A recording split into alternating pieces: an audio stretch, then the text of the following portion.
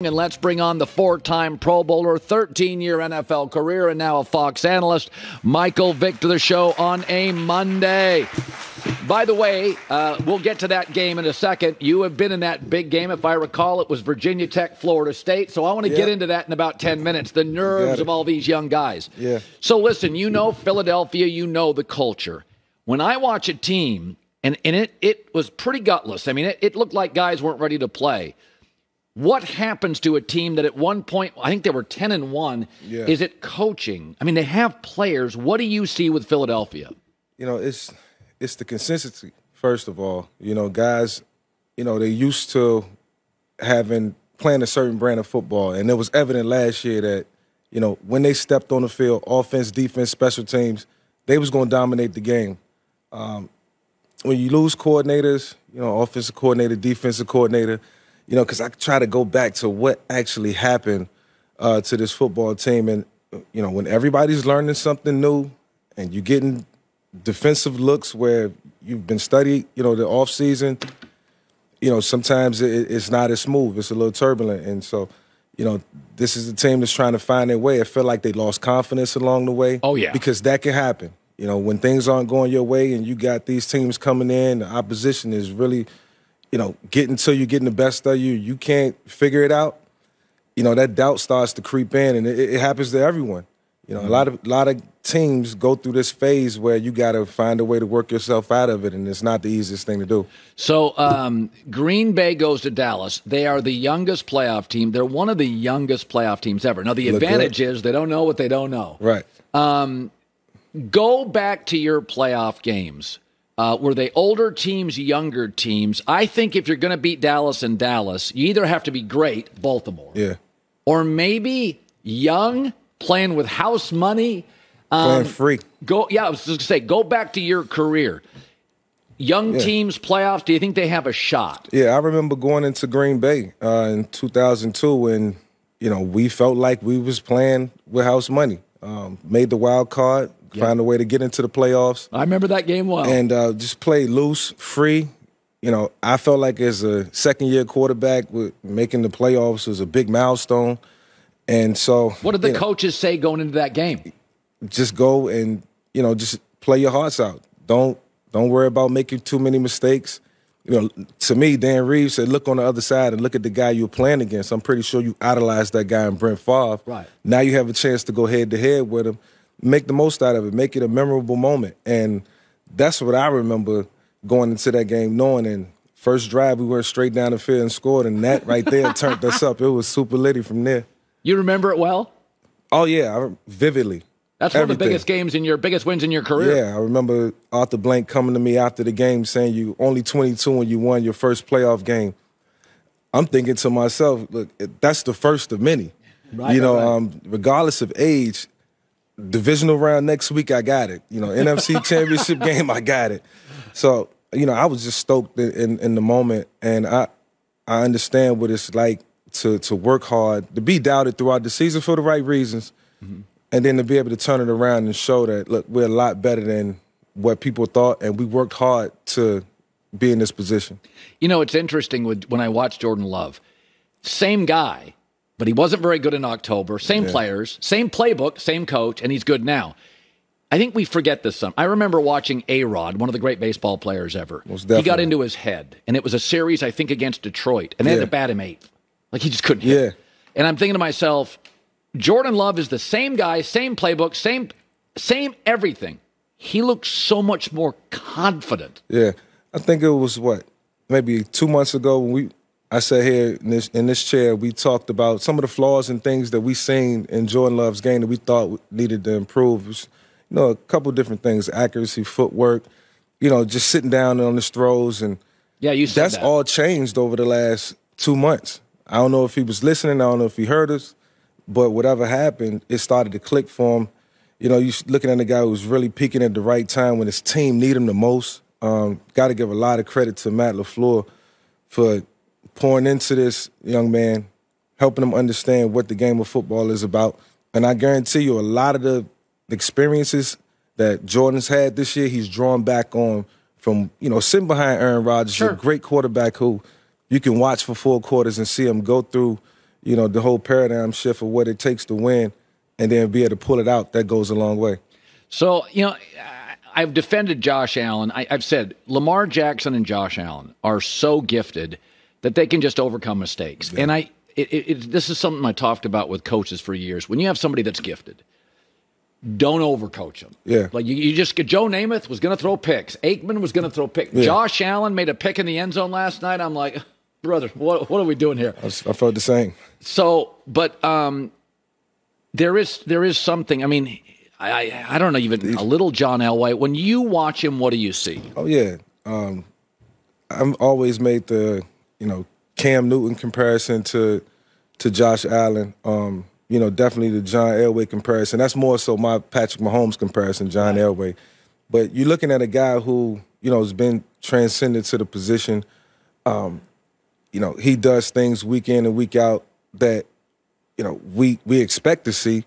Because he's shown us on a continuous basis how, he operates when the game is on the line, whether he got to put his team on his back or, whether he's going to play through the system. He can do it all. And that's the franchise quarterback. Did Andy Reid, what was Andy's perception of you, coaching you but staying out of the way? Yeah, Andy knew that it was times where, I was going through things outside of, structure. what the structure of the offense consisted of. Conceptually, I made sure I understood, everything that could take advantage of what the defense was presenting to us. And so when you have these great quarterbacks who, you can sit and watch from the sideline and see, okay, this play was designed to, go to 1 and 2, and he went to 3 right off the back based on the coverage.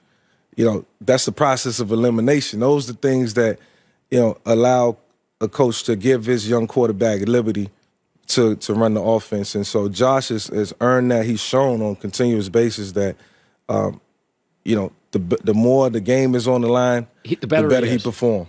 So what's interesting, they always call it the rest versus rust theory. So if I was Baltimore, like San Francisco's got some older dudes, Christian, Trent Williams. Right. If I was Baltimore, I'm not sure I want a week off.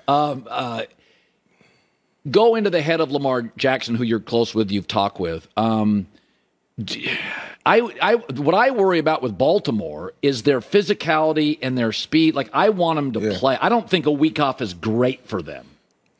Yeah, a week off for some of them, actually 2 weeks, if you put it in perspective. I don't love it.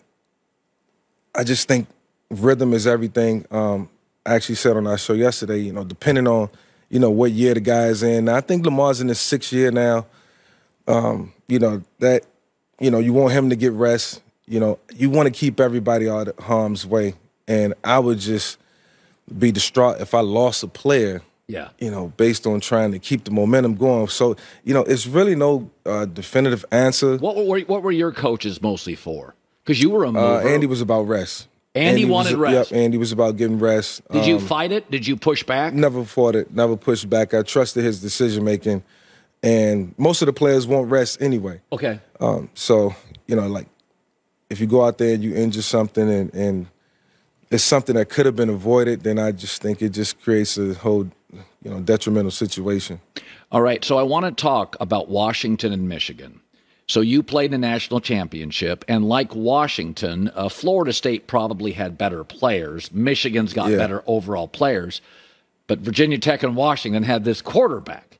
And I think it can create pressure, although Washington is stacked at wide receiver. Go back to this game.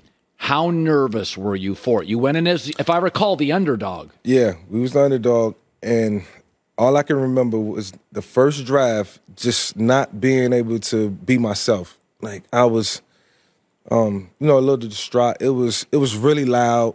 I'm screaming my cadence to the top of my lungs. So I had like a mini migraine throughout the first quarter, and I just wasn't feeling like myself. Actually went down on the first possession, great drive, and came out the wrong way on just a simple handoff to the fullback. And, I think that was because my mind wasn't clear, and I made a mental mistake early, and it was because of the magnitude of the game and Florida State on the other side and all these amazing players that I knew I was going to have to navigate for 4 quarters. And so it was very overwhelming in the beginning. I settled down, and then the game came around. But you know, you're looking at two guys tonight, and AJ McCarthy and Michael Penix, who got the experience. You know, they've been in these highly measured games before, where it's a lot at stake and it's a lot on the line. They just went through it last week, so these pressure back situations they're ready for. So Penix is a lefty, and we've had Mark Brunell was a lefty, and we've had lefties. Yeah. Steve Young was a lefty. Most aren't. So I never think much about it. To me, Penix is a beautiful thrower. Tua is a lefty. Your thoughts about Penix, what you see being a left-hander? Now, obviously, Washington has a first-round left tackle, but he can see that rusher. Yeah. Is being a lefty, did you always look at it advantage or not? I didn't think it was an advantage at all. I always felt like a lot of my offensive coaches were so used to catering to right-handed quarterbacks that it was just a mental challenge for like, I used to tell Coach Reed all the time, Coach, we can do some things to the right, and you can roll me right a little bit. I'm more comfortable doing that. And, they play it safe, and they try to cater to your strengths. So, it's always weird when I watch another left-handed quarterback because I'm so used to watching right-handed quarterbacks. Right. What do you make of Penix the thrower, Penix the player? I love his accuracy. I love his ball placement. What surprised me last week, didn't surprise me, but having the chance to really watch him through and through, I thought his pocket presence and his movement in the pocket made the difference in the game against Texas. The ability to move and just create that extra half a second, or allow your guys downfield to move and get in a position where they moving into the next zone, or they separating versus man. After you got a little pressure in the pocket, I felt like that was his biggest attribute in the game and probably the biggest reason why they won. J.J. McCarthy, it's a run-first program. Were you ever on a team when you knew, just don't screw it up? Penix is going to have to play great to win. J.J. McCarthy isn't. It's a totally different assignment. Were you ever on a team like that? Yeah, at Virginia Tech, we was run-oriented, and we had a hell of a run game. We had great special teams. Great special teams. So I led the nation in passing efficiency that year, and with like 173 attempts for the entire season.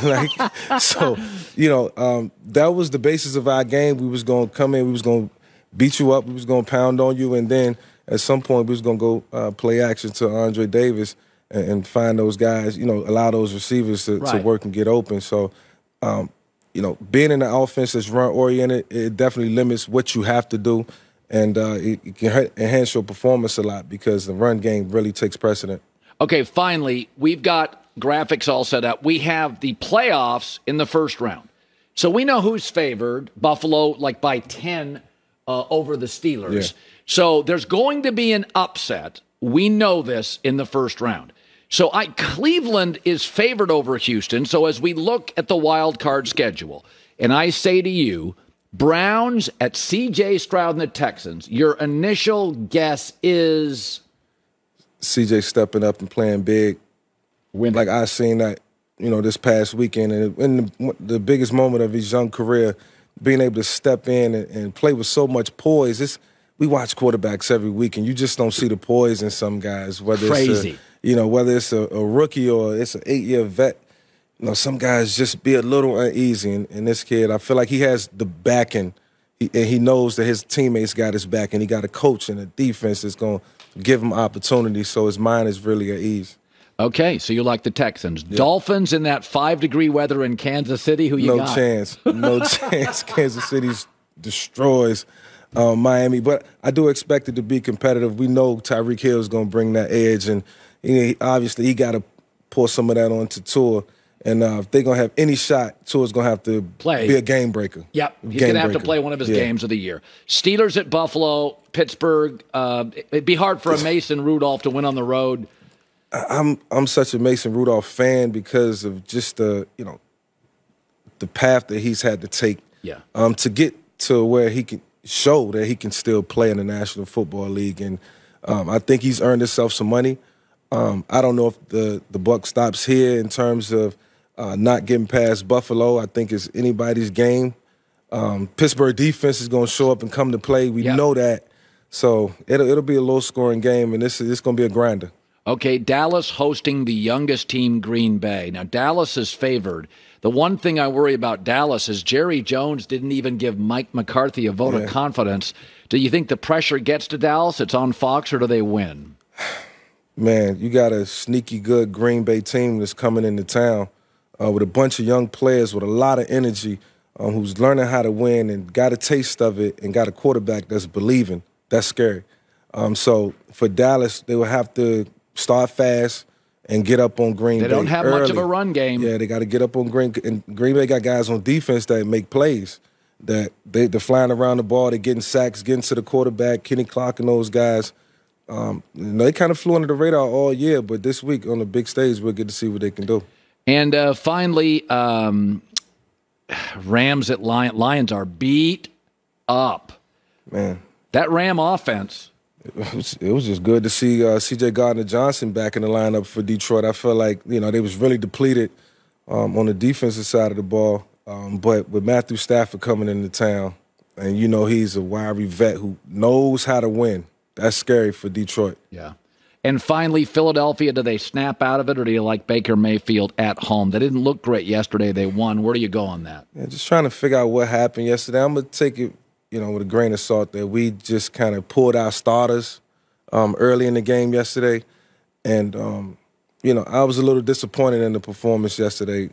I didn't get to see the entire game. I don't know if who was out there, what starters were out there. But I'm looking forward to us getting it turned around in the playoffs and, just erasing everything that happened during the 2023 regular season and focusing on the 2023 playoffs and letting the season start this weekend. Mike, great seeing you as always. Great seeing you. Happy New Year. Hi, everybody. Thanks for watching. Subscribe here to get the latest from the show.